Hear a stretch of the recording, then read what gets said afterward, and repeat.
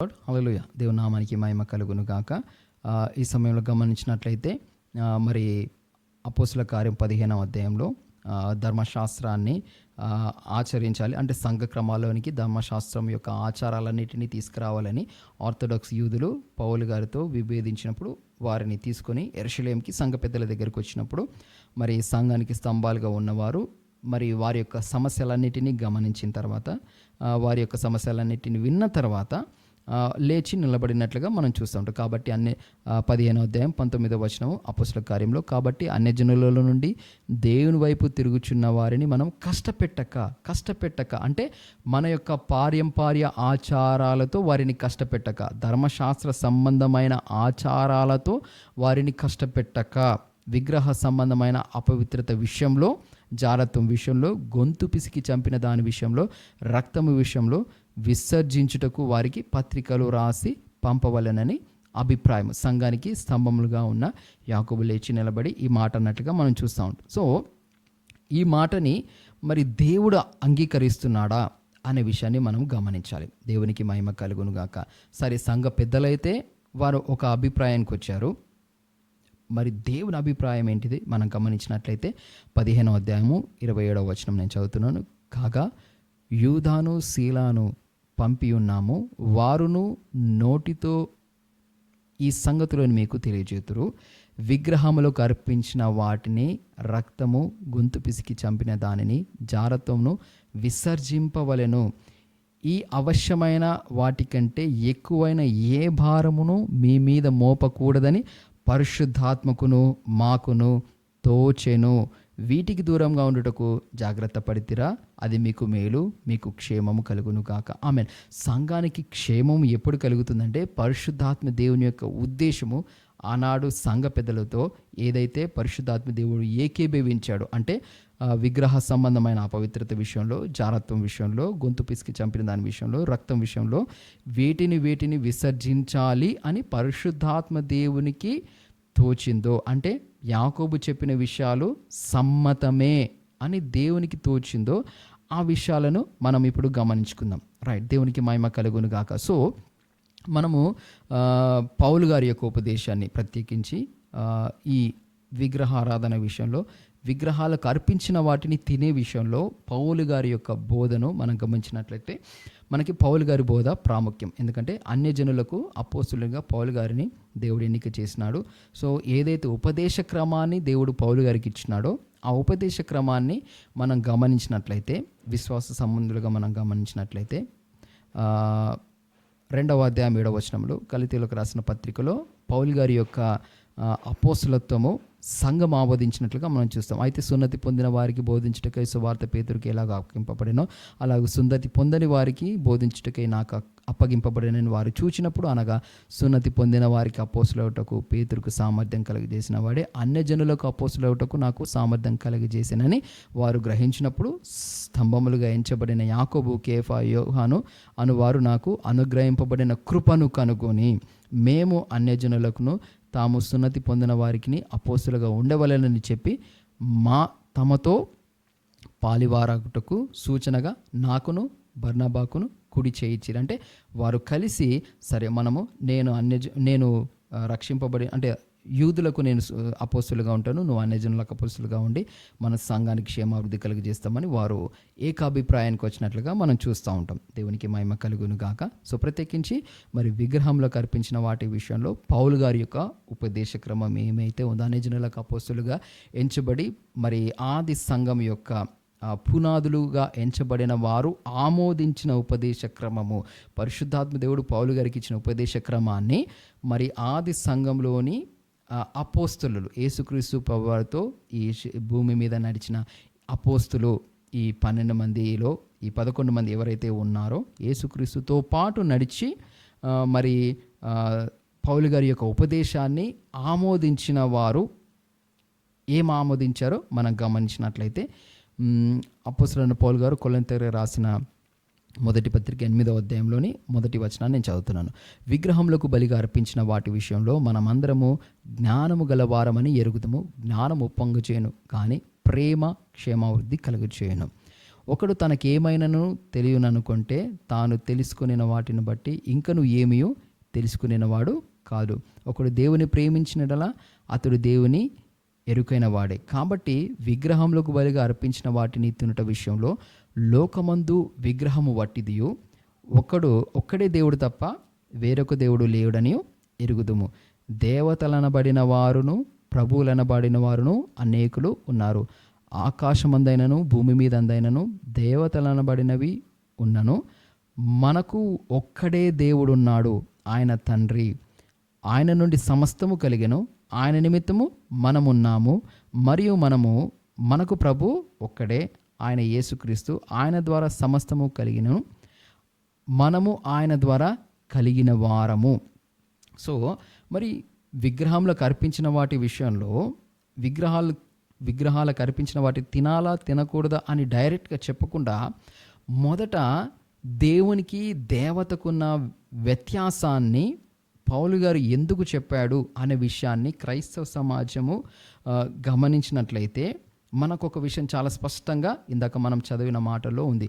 దేవుడు దేవతలను నిర్మించినవాడు, దేవతలుగా ఉండడానికి దేవుడు అధికారం ఇచ్చినవాడు అనే విషయాన్ని మనం గమనిస్తూ ఉంటాం. సో మనకి కీర్తనల గ్రంథము 82వ అధ్యాయంలో కూడా దేవతలు అనబడిన వారెవరై ఉన్నారు అనే విషయాన్ని మనం గమనిస్తూ ఉంటాం. సో వారు భూమి మీద ప్రభుత్వం చేయడానికి, అంటే కొంత టెరిటరీని వారు అక్కడ దేవుని యొక్క చిత్తాన్ని నెరవేర్చడానికి వారి యొక్క టెరిటరీకి వారు అప్పచెప్పబడిన దూతలు అనమాట. సో మనకి దానియేలు గ్రంథము 9వ అధ్యాయంలో మనకి ఈ మాట కనిపిస్తుంది. సో పారసీకుల రాజు వచ్చి మరి దానియేలుని అంటే దేవుని దగ్గర నుంచి జవాబు రాకుండా గాబ్రియేలును అడ్డగించినట్లుగా మనం చూస్తాం. ఆ తర్వాత ఇదిగో గ్రీకేలో రాజు వచ్చుచున్నాడు అనే విషయాన్ని మనం చూస్తాం. అంటే సో అక్కడ ప్రతి టెరిటరీకి ఒక ప్రిన్సిపాలిటీ, ఒక పవర్, ఒక అథారిటీ ఉన్నట్లుగా, ఒక హైరార్కీ ఉన్నట్లుగా మనం చూస్తూ ఉంటాం. సో వీరు దేవుని చిత్తాన్ని అక్కడ నెరవేర్చడానికి దేవుని యొక్క సాధనాలుగా ఉన్నవారు, కానీ వారు వారి యొక్క స్థానాన్ని వాళ్ళు కోల్పోయినారు.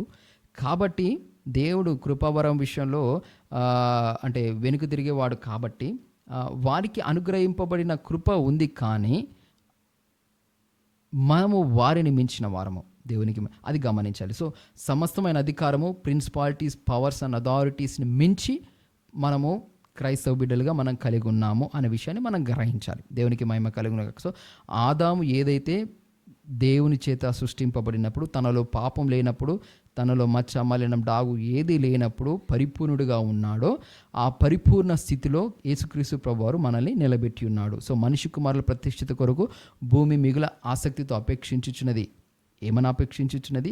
దేవుని సారూప్యతలు చేయబడిన వారు, దేవుని యొక్క అధికారాన్ని కలిగిన వారు, ఆకాశ పక్షుల మీద అధికారం కలిగిన వారు, భూజంతువుల మీద అధికారం కలిగిన వారు, సముద్రంలోని జీవరాశి మీద అధికారం కలిగిన వారు ఎప్పుడు వస్తారా అని సృష్టి మిగుల ఆసక్తితో అపేక్షిస్తుందన్న విషయము పెంతెకోస్తు దినమందు అది నెరవేరినట్లుగా మనం చూస్తూ ఉంటాం. సో మనకి దేవుడు సమస్తమైన అధికారాన్ని, ఆధిపత్యాన్ని, అంధకార శక్తుల మీద ప్రభావం యొక్క అధికారాన్ని దేవుడు మనకు అనుగ్రహించినాడు. ఇదిగో శత్రు బలమంతటి మీద నేను మీకు అధికారంను ఇస్తున్నాను అనేదిగా మనం గమనిస్తూ ఉంటాం. సో గమనించాలి, ఈ దేవతలు అనబడిన వారు దేవుడు చేసిన సృష్టి అయి ఉన్నారు. సో వారు దేవుని ఆరాధించాలి.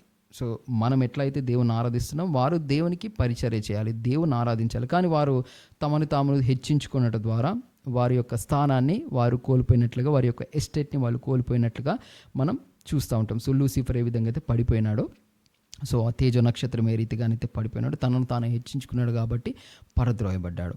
సో దేవుడు అనేవాడు ఒక్కడే, తండ్రి కుమార పరిశుద్ధాత్మలు ఒక్కడై ఉన్న దేవుడు. సో దేవతలు అనేవారు ఎవరంటే దేవుడు చేసిన సృష్టి అయి ఉన్నారు. సో వీరు దేవునికి చెందవలసిన ఆరాధనను దోచుకునే దొంగలై ఉన్నారు.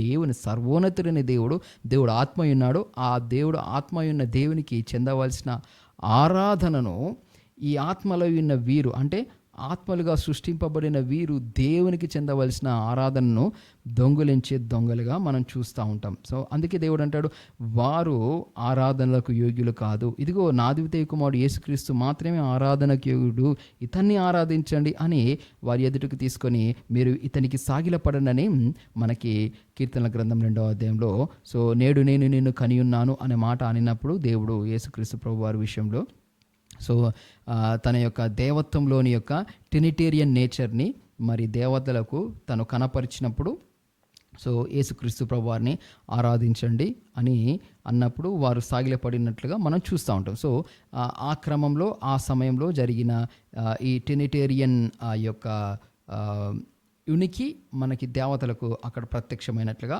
కనబడుతుంది. అంతవరకు యేసుక్రీస్తు ప్రభువారి యొక్క ప్రత్యక్షత వారికి ఇంకా అనుగ్రహింపబడలేదు. దేవునికి మహిమ కలుగును గాక. అలా ఆరాధించాలని అన్నప్పుడు వాళ్ళు కాస్త అసూయపడ్డట్టుగా మనం చూస్తూ ఉంటాం. సో వారు పరద్రోయబడ్డట్టుగా మనం చూస్తూ ఉంటాం. సో గమనించాలి ప్రియమైన ప్రజలారా.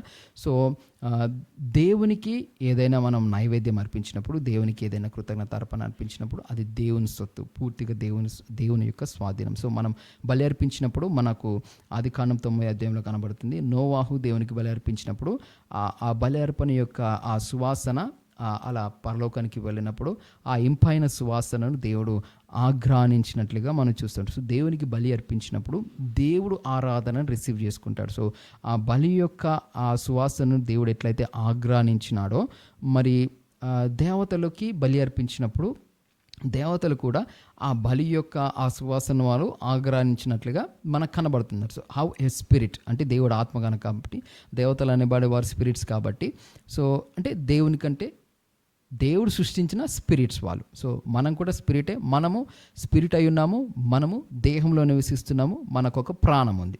So we are body, soul and spirit. కానీ దేవతలు అనే వారికి బాడీ లేదు, వాళ్ళకి కేవలం స్పిరిట్ మాత్రమే ఉంది. దేవుడు చేసిన స్పిరిట్స్ అన్నమాట.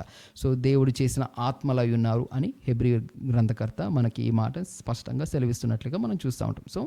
సో దేవతలకు ఆరాధనను మనము అర్పించినప్పుడు దేవునికి చెందవలసిన ఆరాధన దొంగలింపబడుతుంది. సో ఆరాధన అనేది దేవునికి చెందాలి. సో సృష్టికర్తకు చెందాలి, దేవతలకు చెందకూడదనే విషయాన్ని మనం గమనిస్తాం. సో మరి విగ్రహానికి, మరి విగ్రహార్పితమైన విషయానికి మరి దేవునికి ఏం సంబంధము అని అంటే గమనించండి.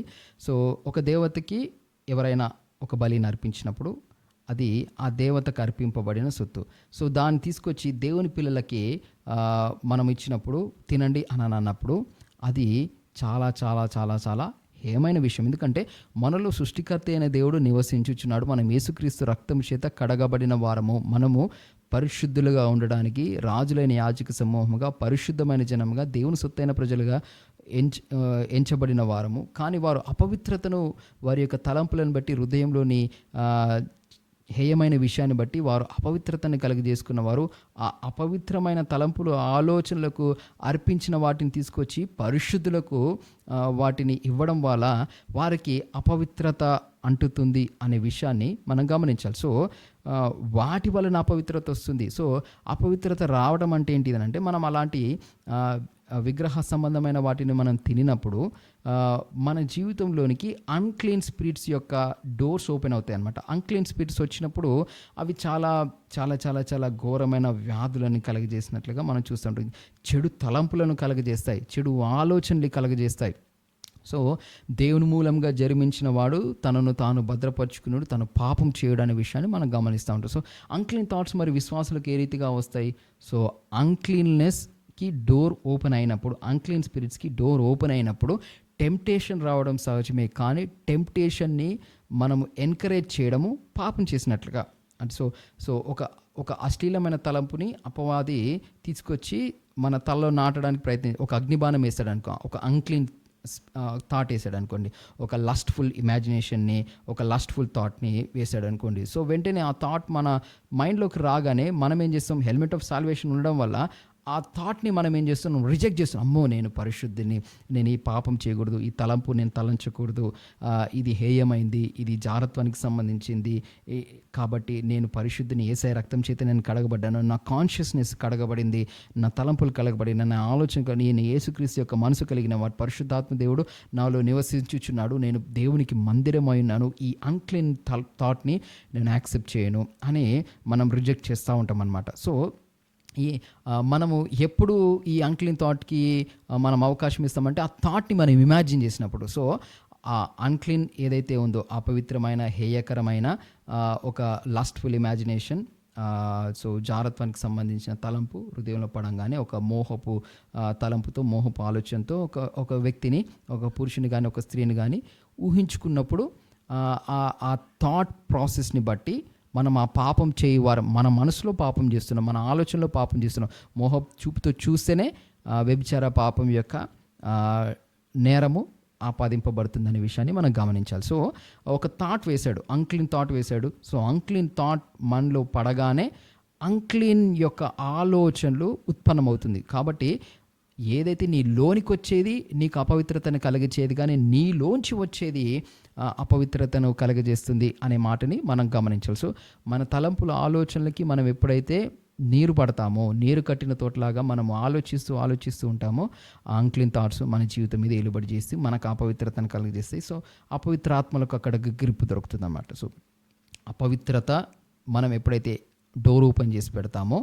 అపవిత్రమైన ఆత్మలు వచ్చి అపవిత్రమైన తలంపులు, గురుగులు నాటిపోతారన్నమాట. సోమరవాని చేను నేను దాటిరాగా, తెలివిలేని ద్రాక్ష తోట నేను దాటిరాగా, వాని గురించి నేను యోచన చేసుకుంటుని, వాడి రాతి గోడ పడి ఉండను, దాని అంతను బలురక్క చెట్లు బలిసి ఉండను అనే మాట చూస్తాం. సో మనుషులు నిద్రించుచుండగా వాడి విరోధి వచ్చి ఆ మంచి గోధుమల మధ్యలో గొరుగులు నాటిపోయినట్లుగా మనం చూస్తాం. సో యెషయా గ్రంథం 5వ అధ్యాయంలో చూస్తాం, నా ప్రియునికి ఒక సత్తు గల కొండ మీద ఒక తోట ఉండెను, దానిలోంచి రాళ్ళు బాగా ఏరివేసి దానిలోని ప్రతి పనికి మాలిన చెట్లు అన్నిటి పెకిలించేసి మంచి ద్రాక్ష వల్ల నాటి దాని చుట్టూ రాతి గోడ వేసి దాంట్లో బుర్జకు స్థాపించి ఒక ద్రాక్ష తొట్టిని నేను స్థాపించినప్పుడు, తొలిపించినప్పుడు ఇది కారు ద్రాక్షలు ఫలించింది అన్నమాట చూస్తాం. సో ఈ కారు ద్రాక్షలు తీసుకొచ్చి ఎవరంటి కట్టారంటే సోమరులైన వారు, మెలకుగా లేని వాళ్ళు, వారి తలంపులను, ఆలోచన, అంక్లీన్ థాట్స్, అంక్లీన్ మైండ్ సెట్ విషయంలో మెలకుగా లేని వారు అపవాది హృదయంలో నాటే గురుగుల యొక్క పంటను పండిస్తున్నట్లుగా మనం చూస్తూ ఉంటాం. సో అన్క్లీన్ అంటే అపవిత్రమైన ఏదైనా కానీ మనము మన జీవితంలోనికి ఎంకరేజ్ చేసినప్పుడు అపవిత్రత మన జీవితంలో ఏలుబడి చేస్తుంది. సో విగ్రహారాధన అపవిత్రత. సో అది అన్య దేవతలకి అర్పింపబడింది, దేవునికి అర్పింపబడింది కాదు, దేవతలు అనబడిన వారికి అర్పింపబడింది. కాబట్టి అది మనకు హేయము, దేవుని పిల్లలుగా మనకు హేయము, చాలా హేయం. It is an abomination to the God. So కాబట్టి మనము క్రైస్తవ బిడ్డలమైన మనము, దేవుని పిల్లలమైన మనము విగ్రహ విషయంలో అది ఏంటిది, ఎవరికి అర్పింపబడుతుంది? సృష్టికర్త అయిన దేవునికా, మన కొరకు తన ప్రాణాన్ని ధారపోసిన దేవునికా, రక్తాన్ని ధారపోసిన దేవునికి అర్పింపబడిందా? లేదంటే మనల్ని పాపంతో మనం ఈడ్చుకొని పోయే నరకానికి తీసుకెళ్ళి వెళ్ళే ఒక హేయమైన దురాత్మలకు అర్పింపబడుతుందా అనే విషయాన్ని మనము జాగ్రత్తగా గమనించాలి. క్రైస్తవ సమాజం దానివల్ల మనకి అపవిత్రత వస్తుంది. కాబట్టి విగ్రహానికి అర్పించేవాడు ఎవరికి అర్పిస్తున్నాడు అనే విషయాన్ని మన మైండ్లో క్లియర్ చేసుకోవాలి. సృష్టికర్త అయిన దేవునికి అర్పిస్తున్నాడా, సృష్టింపబడిన దేవతలకు అర్పిస్తున్నాడా అనే విషయాన్ని పౌలు గారు ఇక్కడ కొరింథీయులకు రాసిన మొదటి పత్రిక 8వ అధ్యాయంలోని ఆ స్టార్టింగ్ భాగంలో చాలా క్లియర్గా మెన్షన్ చేశాడు. అసలు విగ్రహారాధన అంటే ఏంటిది, విగ్రహానికి అర్పించిన వాటిని తినే విషయంలో ఏం జరుగుతుందంటే మొట్టమొదటిగా విగ్రహారాధన అంటే ఏంటిది అనే విషయాన్ని స్పష్టం చేశాడు. ఆ తర్వాత విగ్రహాలకు అర్పించిన వాటిని తినాలా తినకూడదు అనే విషయాన్ని తర్వాత ఎక్స్ప్లెయిన్ చేసినట్లుగా మనం చూస్తున్నట్టుగా మనం గమనిస్తున్నాం. కాబట్టి